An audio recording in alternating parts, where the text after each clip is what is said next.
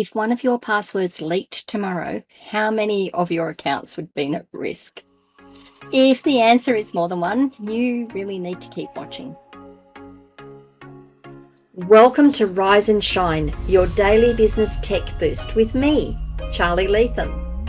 If you're a small business owner looking to simplify technology and get real, actionable advice from someone with 35 years of IT experience, you're in the right place. Every episode, I'll dive into tools and systems like email, CRM, marketing and tracking, and I'll break them down into bite-sized tips you can use straight away. Your time is valuable, so let's get straight to the point. It's time to work smarter, not harder. Rise and Shine, it's your business tech boost with me, Charly Leetham, episode number 698. It's Firewall Friday, and we are going to be talking about what really happens when the same password gets used everywhere. I know I'm guilty of that sometimes, and I'm sure everyone else is too. We're going to have a look at how one breach can open the door to a whole lot more. Credential stuffing. No, it's not some form of new cooking preparation method. It's actually a technical term that is often heard in relation to cyber attacks. We're going to talk about what it really means. When a website gets hacked or breached, as we say, often the attackers walk away with a list of usernames and passwords. Depending on the size of the site that is breached, that can be thousands or millions of accounts with associated passwords. These days, those passwords are often encrypted or hashed, which means the attackers have to do a lot of extra work to be able to decode and use the passwords. Sometimes they can't even do that, but sometimes they can. Sometimes, though, particularly with older websites, poorly built sites, or apps, or even breaches that occurred a while ago, those passwords are sitting there in plain text, ready to use, really, really easy to use. Either way, once those credentials are out in the wild, they end up on lists that get traded and sold on hacker sites. Yep, some people will call that the dark web, or part of the dark web. It's what happens next that really needs to concern us. The owners of these lists of usernames and password combinations will take that list and run them against other websites using automated tools. We're talking about scripts or bots, if you like, that can test thousands of logins per minute across banking sites, email providers, shopping accounts, social media, anything where a login exists. Now, these scripts, these sites, these hackers, however you want to put it, are not trying to guess a password because they already have it. They're just seeing where that username and password combo works. This is where the domino effect really kicks in. A breach at a site that you signed up to years ago. Maybe it was to download a free template. Maybe it was to download a ringtone. Hello, Gen X. Take a free trial on a fitness app, for example. Or maybe you entered a competition and you had to create an account to enter the competition. These become the starting point.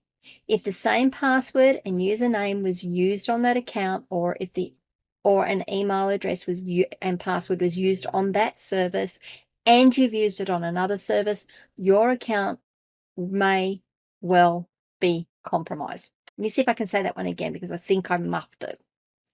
If the same password was used for a username or an email address on another service, your account on that other service may well be compromised. I think I got that one right. It doesn't have to be a big name breach to cause damage either. Smaller websites with poor security get breached constantly, and most people never hear about it. There's no headlines when a small forum or a niche membership site has its database stolen. If the same password was used there as on more important accounts, that forgotten little site is the unlocked backdoor. Okay, it's pretty bad, right? Well, I can make it worse and I don't have to try. Let's assume that the same password is used on your email account. Hackers now have the email address and the password, and honestly, it's not too hard to find out where that email is hosted. The hacker rocks on over to the service, logs in with the stolen credentials, and voila, they've earned the keys to the castle. or the kingdom even. From there, they can go to a bank, enter the username or email address, and hit the forgot password link. And the reset link appears magically in the now compromised email inbox, all because the same login credentials were used across multiple accounts.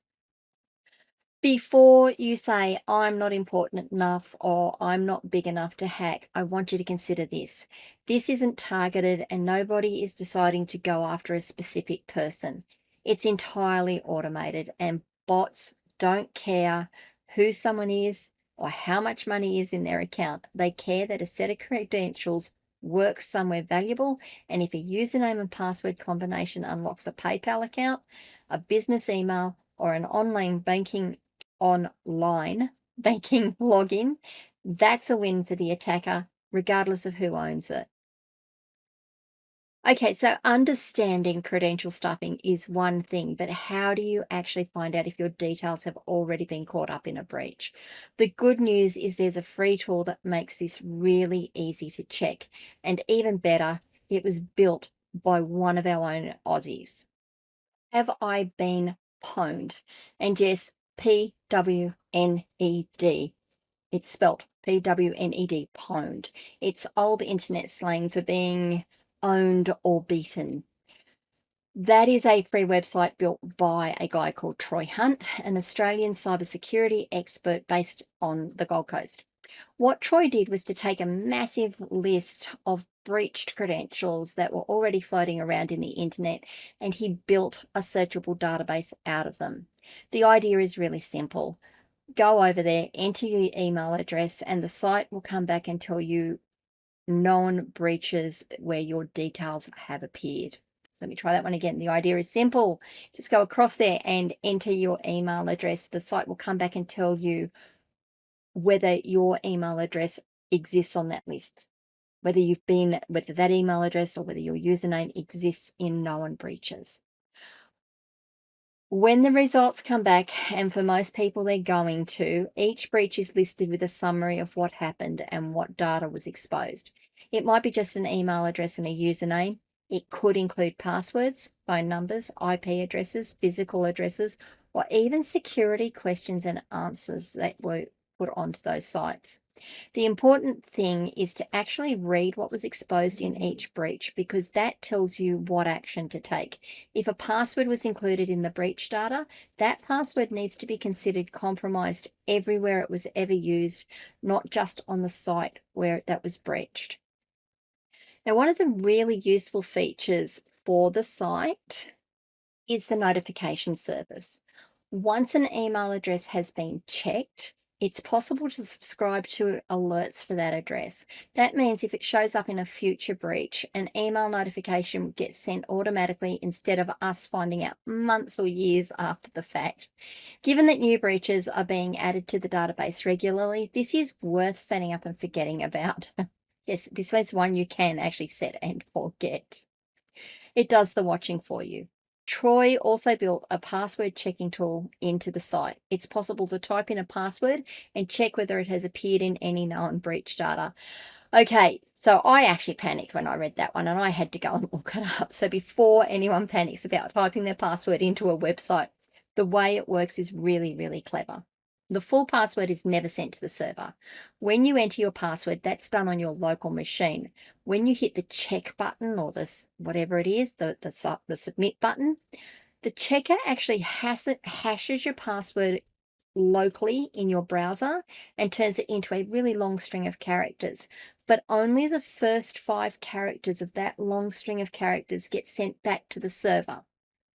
The server then checks those 5 letters and sees if there's any matches. If there are matches, every single password that matches that string of characters is sent down to your browser, and the checking is done on your browser. So it's the breached passwords that are getting sent to you, not you sending your potentially not breached password to a website. It's pretty clever. The full password and the full hash never leave the browser, never leave your local machine. If the password comes back as compromised, it is a clear sign to stop using it, however, immediately on every account where it has been used. Now, beyond Have I Been Pwned, there's a few other options too. Password managers like Zoho Vault also flag compromised, reused, and weak passwords across all stored accounts. Some antivirus products include similar breach monitoring features as well, so it's worthwhile checking whether an existing subscription already offers that. Between Have I Been Pwned and a decent password manager, there is really not a lot of reasons to not know where things stand. The tools exist, they're free or they're very affordable, and they take minutes to set up. Now we've got a clear problem and we know we have the tools to check the damage. The question becomes what to actually do if we have been pwned. The single most effective change anyone can make is to stop reusing passwords, which means every account gets its own unique password, no exceptions. If that sounds like a nightmare to manage, and it really does to me, it's exactly what a password manager is designed to solve. The temptation is to try and tackle everything at once, of course, but that's a fast track to giving up before anything meaningful gets done. The smarter approach, I think, is to prioritize the accounts that matter the most, i.e., your email should come first because email is the gateway to resetting passwords on everything else. After that, banking, anything financial, and anything connected to your business. These are the accounts where a breach actually costs money or access, so they get attention first. Everything else can be worked out through time.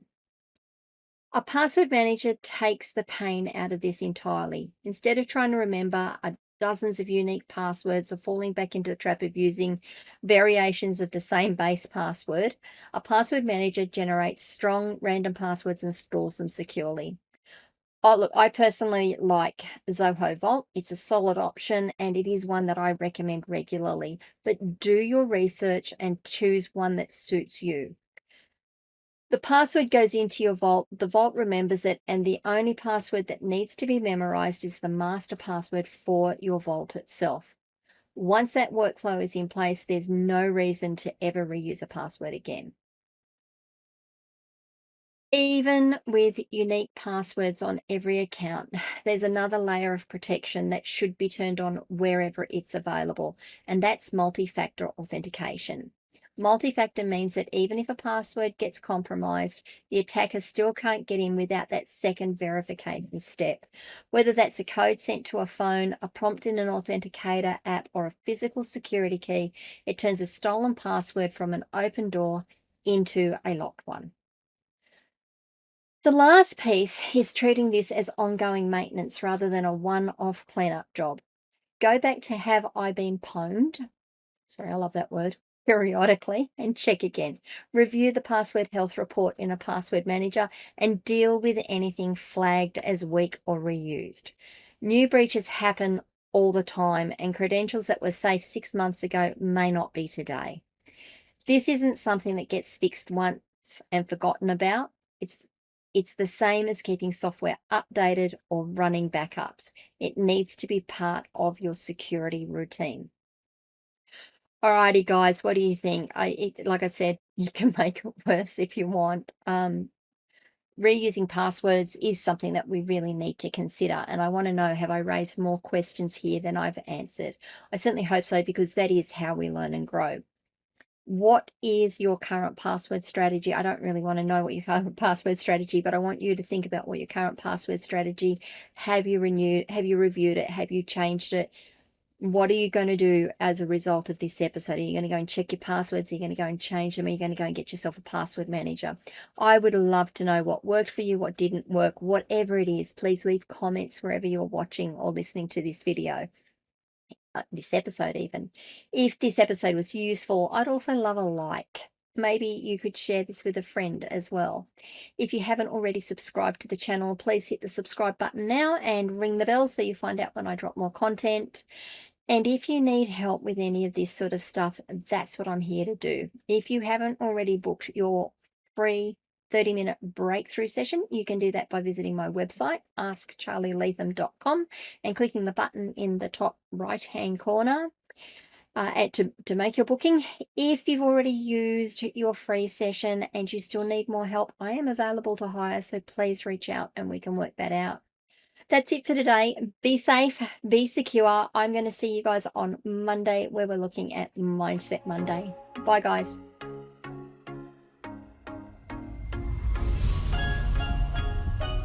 Hey there, thanks so much for tuning in to Rise and Shine, your daily business tech boost. I hope today's episode gave you some actionable insights that will make your business tech work smarter for you.